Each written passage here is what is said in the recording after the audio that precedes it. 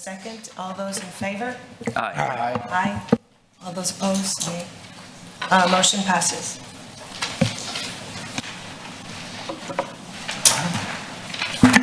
Thank you, Commissioner. That concludes our consent agenda. So moving on to item 6, Director's Report. All right. Mike Dice, Assistant Director, Development Services, continuing the impact fee discussions that Al has, again, said that he'd keep you guys informed on everything going on. What I'm going to present tonight is the the water. Let's see, Control L. All right. So what we're going to talk about tonight is the water impact fee presentation that was given to the Capital Improvement Advisory Committee on February 15th, discussing potential impact fees for water service. What we normally do with all the presentations that we give is we call it setting the stage. We basically go over things we talked about in the previous meeting. This meeting we talked about the land use assumptions that were there, the capital improvement plan that was part of the previous approvals, how we would implement and administer impact fees, different ways to do that. Again, reviewing the additional transportation scenarios, that was the previous for that meeting. And again, the recommendations for the water impact fees. So with the impact fees, again, the SEAC is determining fee service areas, which are defined not like transportation where you had a maximum area. The way that this is done is normally by water treatment plants, pressure zones, things like that. So the impact fee area is defined. With that, they estimate the utility demands on those areas, on potential future growth, including a 10-year CIP, which was approved as part of the master plan council action. Those then create a calculated weight cost per service unit, per EDU, however you want to define it. And then again, with the Texas Local Government Code 395, it defines how the rates are assessed. A maximum fee is applied at 50% of the fee application. And again, to remember, maximum fee determination is not necessarily what is going to be the assessed fee. Those could be two numbers. You could have a max fee available of, I'm just giving an arbitrary number, of 1,000, and then council could assess a number at 200. SEAC can recommend 0, whatever that may be. But the max assessment, if that is approved, the max number, if that is approved, the assessment can vary based on council action. If a max number is set at 0, and later on they would want to raise that fee, we have to go back through the whole process again per 395. So it's one of the things that's a balance that we tried to discuss at the last SEAC meeting last Thursday. So Corpus, service areas for water, it's real simple. We have one water treatment plant, but we have 2 pressure zones. So our consultant, Pape Dawson, is recommending that we have 2 service areas. That is all of Corpus Christi as one, and then the island as its own, because it's under a completely different pressure zone. What you see on this map, and I know it's hard to read, especially on your screens, this is what's laid out in the capital improvement plan. These are the projects that are listed there. How these projects are basically created, what is going to be needed based on over the next 10 years, the growth patterns within those 10 years. So what they did is, based on the ADP, they calculated potential growth from 21 to 31. Again, this is the 10-year growth plan as required by 395. And that shows how the numbers could be at that 10-year increment. So again, the water demands we're looking at in possibly 2036 of approximately 137 million gallons a day. So these are the numbers that were approved in the capital improvement plan as part of, again, the impact fee research and discussion. So as you look at your water source supply, a number of items that may be in there, I'm going to point out the 2 largest ones. Those are seawater desal. That is in this particular CIP because it was already in CCW's CIP at the time. What we have, and I'll talk about later, what we have recommended, there were 5 options recommended at the last SEAC meeting, And the option that we recommend takes desal out for that fee application. Now, what you see in the water treatment, again, it's a number of different projects for water treatment based on growth. System transmission lines, there's all kinds of projects here. Again, you see the top two lines, line repair and replacement. These are the lines you always hear about that are aging out, and these are big CIPs that are already on CCW's projected CIP. And then again, the separate for Padre Island, those are main lines that need to be done as well. Again, that we separated those because they are under a separate pressure zone and they would be recommended to have a separate service area. So again, this fee, what's listed here has changed based on the recommendation. Nothing has been approved or nothing has been recommended by SEAC at this point. They're still in that discussion phase. There will be another capital improvement advisory committee where the fees will be discussed at length, either a maximum assessable and an assessment as well. So the fees that we have there did include this desal in the February presentation, so that kind of raised the fees. What we had listed in the presentation on Thursday was, oh, got on the smaller one. Again, this is the water treatment. And again, what we've done is we've separated supply and treatment as two separate fees, although it'll be paid as whole. By doing that, it allows you to pay, if funds are collected, it allows you to give those funds directly to that supply or the treatment side. Let me get to the last page. Again, these are the same things that are listed here for the capital improvements, which help determine the fee. And then again, Padre Island, which is its own service area. So where we ran into a change in the numbers from February to last Thursday was in recommending option 1, which is taking out desal out of any of the calculations for the capital improvement plan. The total for all customers dropped from 2,400 to 1,916 in option 1. Padre Island customers dropped from 2,888 to 2,560. We presented 5 separate options based on the consultant's recommendation. Option 1 is what we recommended. Those have not been approved yet. Again, we were only in the initial discussion phase Thursday. So as a comparison, how they compare to other cities, our neighboring cities, Portland, who just passed theirs, has 2 tiers. Obviously, there's varying levels based on where you're at. New Braunfels is kind of an anomaly for what's going on development-wise up there. Again, we provide these so the Capital Improvement Advisory Committee has a good comparison to what some other cities do in our area and then within the state. And that was really it. Water's pretty simple. It's just that those 2 areas. We'll continue the discussion with Capital Improvement Advisory Committee on the 19th, I believe, next month. And then at that point, there should be a recommendation to go to council. I think it's the 18th of this month. 18th. In April. Of this month.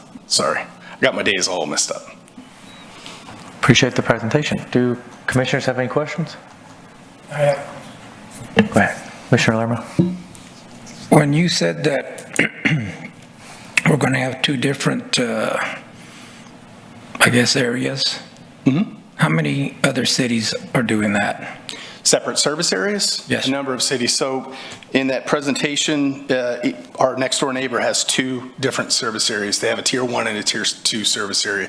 So what is the purpose for that, though? Why are we looking at 2 different? Service areas provide a split of the fund and a split of the assessment to make sure that things that are done in that area are, let's say, spent in that area. Since the Padre Island is under a separate pressure zone, those particular improvements and supplies are at a different price cost, or a different cost than what the rest of the city would be at. And again, our consultant said based on those separations that should be the recommendation. Now, SEAC could recommend that we do 1 whole service area. That is available for them to consider. You could still have 2 service areas and set the fee at the same. You could do a max and then an assessment at the same. So there's lots of ways to skin the cat, as it were. So how are the projects going to be different from the island and the rest of the city? How are those going to be divided? And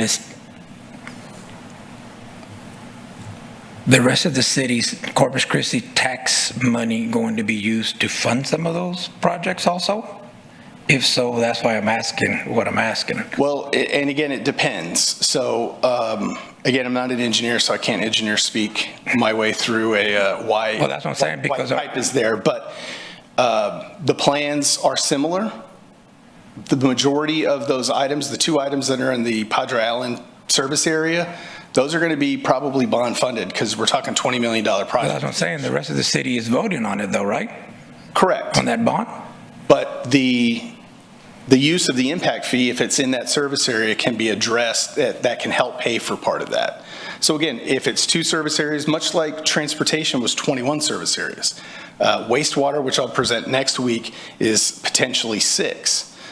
Again, as we get to the Capital Improvement Advisory Committee, they're going to look and see what they think is best. Should we make it just one calculation, one service area? The advantage of doing one is it makes it simple. It's everywhere. The disadvantage is if you've got a high growth area that's producing a lot of impact fees, those impact fees can be used on something that's not in that area. So that's kind of the navigation through that canal, as it were.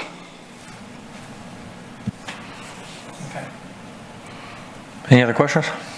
Just clarification. So SEAC has a pretty big job ahead of them. The way I understand it, they can either recommend to approve or deny. Well, they can approve, they can deny, they can approve with And if they differing recommendations. If they approve if they approve, they're potentially approving multiple things, approving the fee itself, the service areas. Correct. Do they have the option to deny the impact fee but adjust the trust fund percentage that goes in the No. trust fund? SEAC is not part of their purview. Okay. I got you. Go ahead, Commissioner. You said something about that they were going to be taking out, I guess, the fees for the desal? Correct. Well, not the fees. As part of the calculation, you take the capital improvement program. That helps. It's that algebraic equation I showed, I think, at the previous meeting, where you plug in your capital improvements, what LEUs are going to be done, and how that development's going to occur over the next 10 years. That helps develop what that total fee cost is. When you take that desal portion out, which is what the consultant recommendation is, because that $250 million in capital improvements is out, you've lowered that Right. item in the equation, so it does lower the cost. So then what's going to happen when the time comes when we make the decision for the desal? It just means impact fees or anything collected for impact fees can't be spent on that. Okay. All right. Thank you. Remember, the one thing about the impact fee is if something is in the capital improvement plan in that service area, money that is collected can be used on that, not just, to help supplement bonds or whatever may be a bond action or a budgetary action. You can use some of that funds towards that. If the desal is not in that capital program, it can't be used for that. Okay. Any other questions? One more, sorry. SEAC is going to recommend a rate for the fee, correct? Fees, yes. Fees. They're going to recommend rates. But City Council ultimately makes the approval. Yes. And they can approve whatever they want. They can say, SEAC, go flat kite, and we're going to do whatever we want. Correct. And how often can that rate be changed, and what's the process? So depending on, again, where you have the maximum and the assessment, if council adopts at a maximum rate of, again, I'm just arbitrary number, one fee, the maximum rate is $1,000, but they assess 0, SEAC can come back and recommend changes based on growth patterns, things that they see. They can come back, they have to come back at least every 5 years and examine impact fees. You can't just sit on a fee for 10 years. So they have to come back. Part of their charge by state ordinance is continually meeting, looking at the fees, looking at what's collected. They get reports on the accounts, how it's being spent, things like that. And they can make recommendations to council to raise that fee. Now, if council assesses that maximum at 0, SEAC can't do anything because there's nothing for them to do. They can't adjust a fee that doesn't exist. We would have to start the whole CIP master plan process all over again to adjust that fee. But again, they could recommend a fee of a max fee and an assessment of 0. Council could say, no, we want a max fee and assessment at this, or vice versa. And the fee is a percentage of cost, correct? Or Well, the fees are determined through basically, I hate to say algebra, but through the algebra. So the way that the capital improvement plan with the growth patterns determines what the max fee can be, the state law says you have to give it that 50% credit reduction, and that gives us a max fee we can charge, but that doesn't set the assessment. That's assessed. Yeah. So I want to pile into his question, just to make sure I understand. So say the assessment or whatever, the max fee comes in at 1,000 and council says, now we're going to assess $100. Then a year goes by and they go, oops, we needed more money. We want it to be 200. Do they just bring it up in an agenda item, or does SEAC have to come back? What's the process for that? So 395 says SEAC, anything addressing the impact fee, SEAC has to at least hear and give a recommendation. Okay, but they could, Now, they could council- meet, give a recommendation, and it could go to council, so it's a pretty simple process. Yeah. Okay. Do those, both of those, the original and if they amend it in the future, do those come to planning commission too, or just council? No, those only go through SEAC and council. Okay. Now, again, like anything else based on this and Al's commitment to y'all, we would obviously present any changes that are upcoming, because it could affect development, positive or negative. We want to make sure that planning commission knows what's going on. So after these presentations, it doesn't really come here again at all? We're not doing a joint meeting or anything, right? Well, we have the joint briefing that's coming Briefing, up. right. Just to make sure that you're there to be planning commission, capital improvement, and city council. Okay. There is a meeting to gain a recommendation from the planning commission scheduled. Yeah, we do have that. That's coming up. That was another one of Al's commitment. My apologies. Okay. I actually had two questions on it. One, just want to understand how it's the fees assessed. So the way the trust funds go, it's like the water fee, for example, since we're on water, it's like whatever it is, $1,200, $1,500 a lot or something. This $2,800, if that's what was adopted, is that per lot, per unit, similar to the trust fund? So that's per LEU. So what it does is basically, when you say lot, if we're talking about a residential lot, this would be per residential. unit, okay. An EDU, LEU, that's like one residential unit. Right. That calculation is different for commercial because it's based on Understood. the water meter size. A water meter of a certain size can accommodate so many LEUs. That's how the fee is stacked. Okay. You just made me think of another comment, but before I say that, say this gets adopted next month, do the trust funds immediately get eliminated, or will developers potentially be paying trust fund fees and impact fees for a while? How is that going to work? So trust funds will continue until an effective date of a fee. So if council adopts this, and I think we're planning on going in July, if they adopt this in July, our recommendation is to wait 12 to 14 months to make sure that everything is in line, people are in place, accounts are set up, everybody has plenty of notice that starting, we'll just say October 1 of 25, we'll just throw that out there. October 1 of 25, this is when it starts. At that point, trust funds go away and impact fees start. Okay, so they'll never overlap. No, they can't really. It's my understanding. Yeah, and it's not our intention to overlap. Okay. It's a double dip. Understood. Only other thing is more of a comment, really, just something I want to make sure that, I guess if you're meeting with SEAC, I want to make sure they look into, because it came to my attention, and when you brought up the meter thing earlier, it made me think of it, or reminded me of it, but there's been a recent decision by CCW now, fire hydrants are all private. So that means potential commercial development could need a 2-inch meter, but they have to have a hydrant. So now they have an 8-inch line that has to be metered because it's private. So they might need an 8-inch meter for a hydrant, but really their impact is only a 2-inch meter. And that hydrant only ever gets used when it's, when there's an emergency. So I just want to make sure they address that, because I don't think it's fair for all these, places to be getting charged based on the size of their meter if their meter's only that size because they had to put in a private hydrant. Yeah, understood. So there are going to be instances and scenarios that aren't necessarily quantified in a, you have this size meter, this is how many LEUs you have.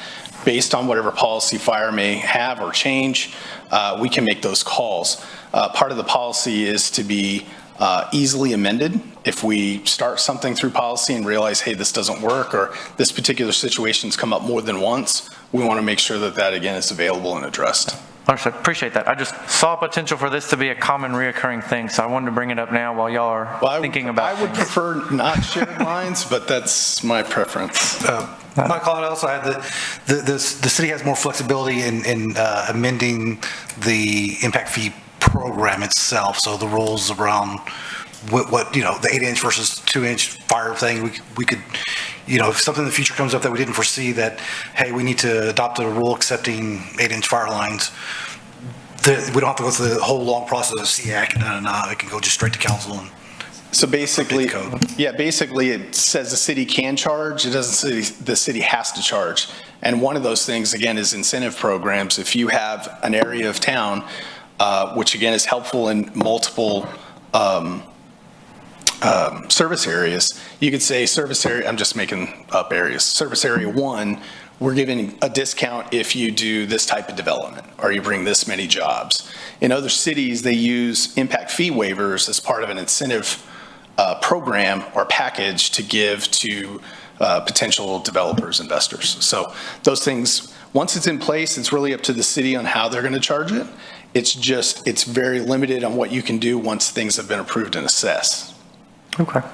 Well, I was just wanted to bring it up now because what I don't want to see is, for incentives, that kind of thing, I guess I can understand that, but for something like, hey, you're required to put in a hydrant, I don't want to see a bunch of people in here, like we used to have to do waivers for crazy things every meeting, and then we changed the UDC, so I just want to see it in there now. Nothing impact fees should come back here. Hopefully. Okay, thank you for the presentation. Any other questions? Sure. All right. With that, are there any other future agenda items to be scheduled? If not, then we are adjourned.